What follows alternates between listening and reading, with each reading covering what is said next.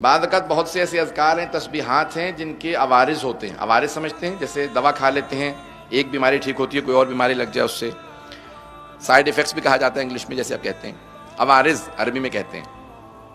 اس کے بعض اوقات انسان بہت زیادہ ذکر کرنے سے بھی بعض اوقات نقصان ہوتے ہیں، لیکن تین چیزوں کے کوئی عوارض نہیں ہیں، کوئی سائیڈ ایفیکٹ نہیں ہے۔ جتنا کریں گے دنیا میں بھی فائدہ ہوگا، آخرت میں بھی فائدہ ہوگا۔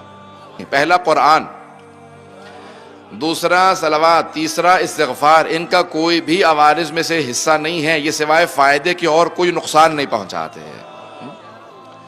قرآن پڑھتے ہیں تو حسنات لکھے جاتے ہیں، نیکیاں لکھی جاتی ہیں، ثواب لکھا جاتا ہے۔ استغفار پڑھتے ہیں تو گناہ دھلتے جاتے ہیں۔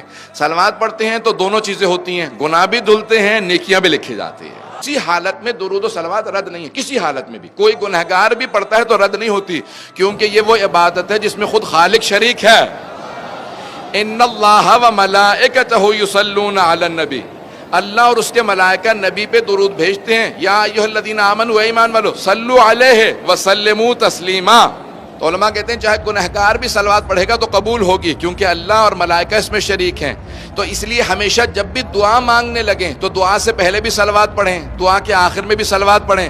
اگر ابتدا قبول ہے، انتہا قبول ہے، تو درمیانی دعا کو رد نہیں کیا جائے گا۔